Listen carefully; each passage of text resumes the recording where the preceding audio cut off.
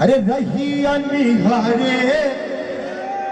ले बझिलिया जब हो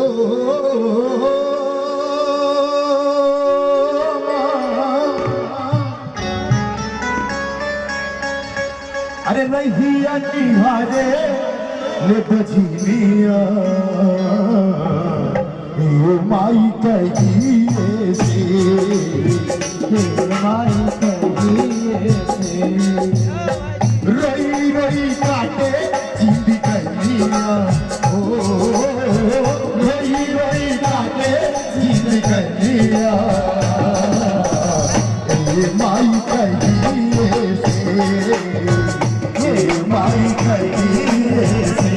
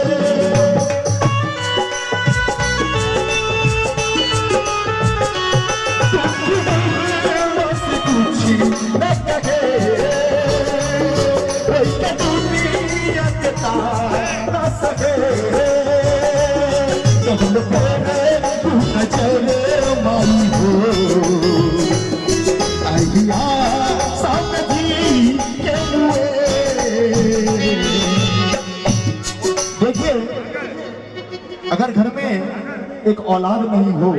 तो औलाद के लिए माँ कितना व्रत करती है, पूजा करती है। अपना मिथिलांचल में जितिया के लिए चल रही है, बहुत तरह के त्योहार ये माँ भगवती के व्रत कर सके।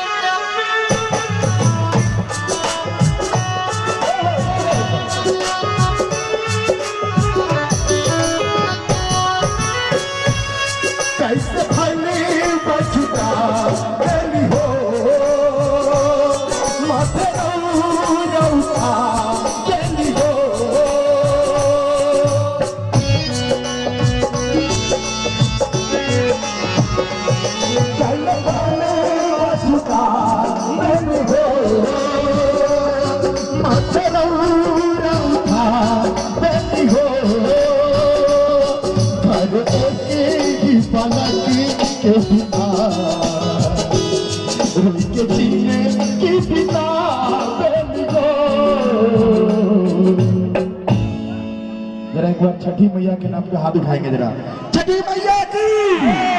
अरे करेली फरत। हाँ भैया आप बताइए, बताए बाबू क्या बात है। कहते हैं कि भागवत गीता और उसमें भी गीता माही की तरफ से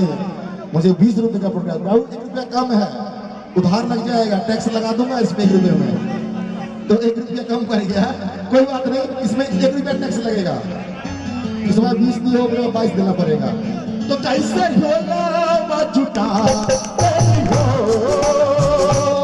राउंड बारात निभा देली हो, हर एक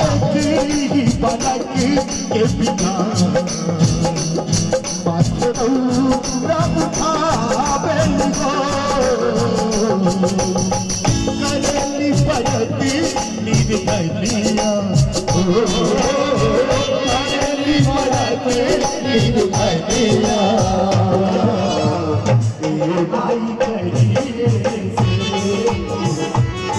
आई करिए से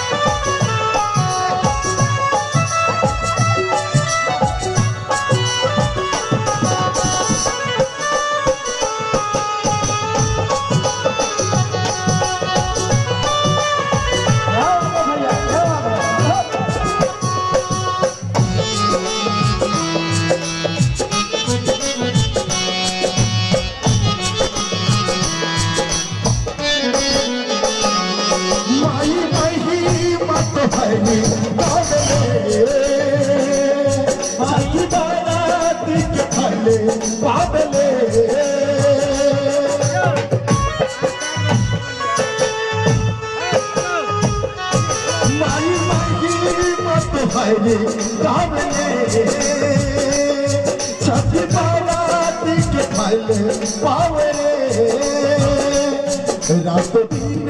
रोई माई हो, तहरा द्वारी पे सिर हथ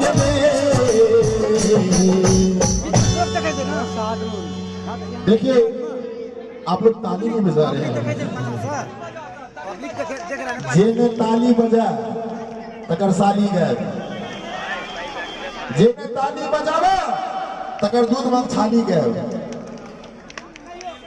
आ जे घर में सब छै तकर माली गए, तोरा और बारात निभावेली हो, छठी बारात के फल पावे हो, रात दिन रोई माई हो, तहरा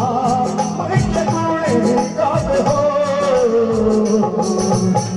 करेली बरती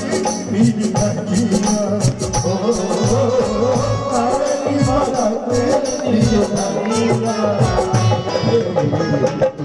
आई करिए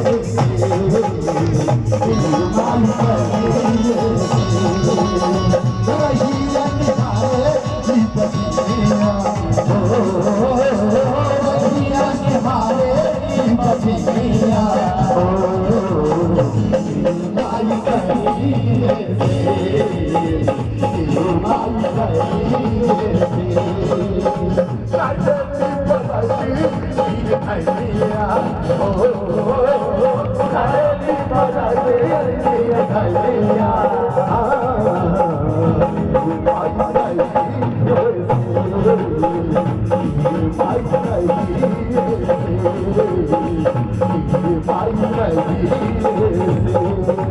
Bye.